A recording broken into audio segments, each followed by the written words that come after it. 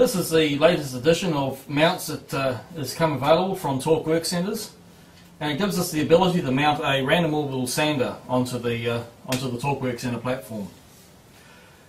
Now that might seem a little bit unusual, and after all a random orbital sander is very much a finishing tool, and it might be difficult to work out why there is a benefit to actually having it mounted onto a platform such as this. Now if you take the random orbital sander as being a finishing tool, then obviously it is much better just to have it with a very fine grit of sandpaper and for you to move it gently over the surface. But in this case, being able to mount it onto a large platform, we can put a very aggressive cutting grade paper onto it, such as in this case I've added a 40 grit paper, and then this can actually become a surfacing tool. And you can either use it to surface something that's already pretty close, or to step up from the surface cutter then onto this to produce just a slightly better, or to produce a better surface.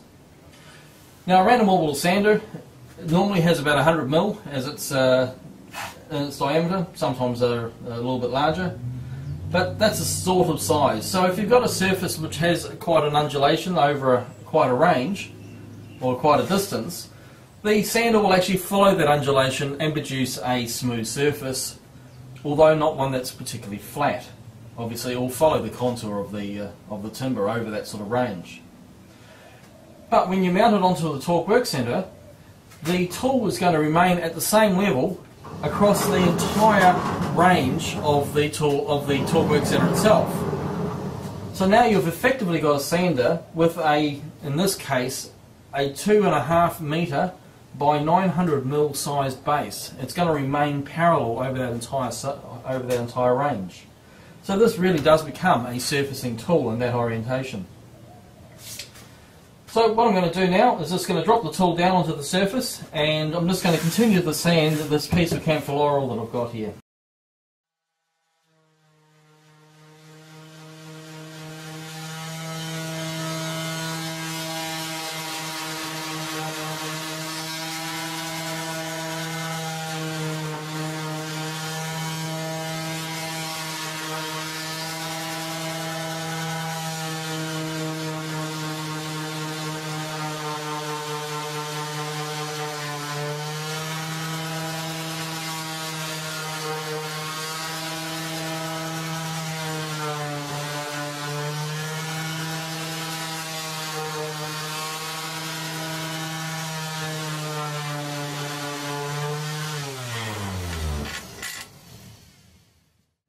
Now that's just a very quick demonstration, and you may be able to pick up if I still leave the sound on.